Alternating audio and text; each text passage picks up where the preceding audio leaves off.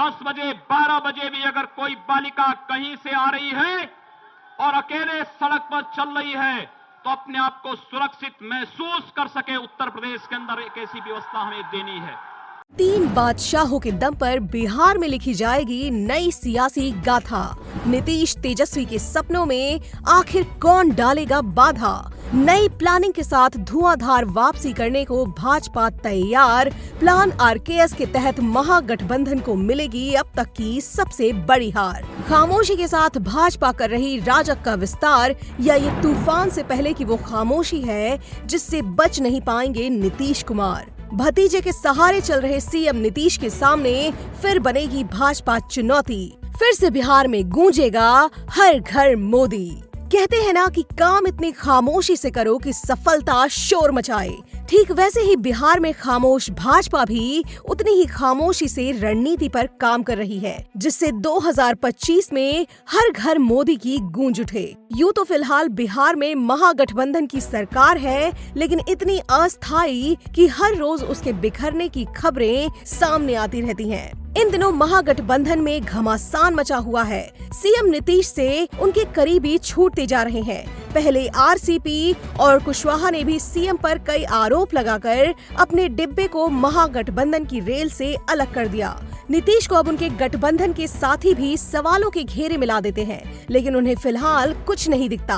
बिहार की विपक्षी पार्टी की बात करें, भाजपा चुपचाप महागठबंधन के तमाशे को देख रही है, लेकिन अंदर ही अंदर एक ऐसी रणनीति तैयार कर रही है जिससे आगामी चुनाव में महागठबंधन का सूपड़ा साफ हो सके। फिलहाल एनडीए में बस 2 घटक दल हैं, भाजपा और आरएलजेडी, लेकिन जल्द एनडीए में कई घटक दलों को शामिल किया जाएगा। आगामी लोकसभा चुनाव के लिए बिहार काफी महत्वपूर्ण हो गया है। भाजपा की इस अहमियत को इस बात से समझा जा सकता है कि अमित शाह कहते हैं कि जरूरत पड़ी तो 1 महीने में 2 बार आऊंगा। लगातार बिहार के दौरे के पीछे अमित शाह का चुनावी मकसद साफ दिखता है।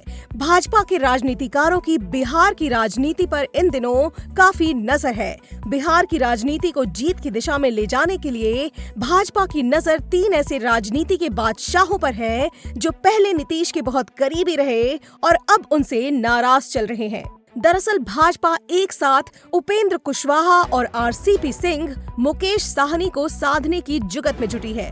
इस मिशन से भाजपा कुर्मी, कुशवाहा और मल्लाह वोट को एनडीए से जोड़कर नीतीश कुमार को उनकी ही जमीन पर परास्त करने की तैयारी कर रही है। इतना ही नहीं, भाजपा की नजर आरजेडी के प्रदेशाध्यक्ष के बेटे यानी पूर्व मंत्री सुधाकर पर भी है, जिनका गुस्सा सीएम नीतीश कुमार के प्रति शांत होने का नाम नहीं ले रहा। सुधाकर पहले भी भाजपा के साथ काम कर चुके हैं और विधानसभा के उम्मीदवार रह चुके हैं। इससे पहले जेडीयू भी आरोप लगा चुकी है कि सुधाकर और सुमो यानी सुशील मोदी का प्रेम पुराना है और भाजपा उन्हें ट्रैप कर चुकी है। वहीं कुशवाहा भी भाजपा के साथ पहले काम कर चुके हैं। बाद में उन्होंने नीतीश कुमार का साथ दिया, फिर लालू के साथ जुड़ गए, फिर नीतीश का दामन थाम लिया। वीआईपी के साथ भी कुछ ऐसा ही हुआ था। पहले वो महागठबंधन में रहे, फिर उन्होंने एनडीए का दामन थामा। बाद में भाजपा ने साहनी के सभी विधायकों को अपने खेमे मिलाकर साहनी को बाहर का रास्ता दिखा दिया। चिराग और पशुपति पारस की पार्टी पहले ही एनडीए का हिस्सा है।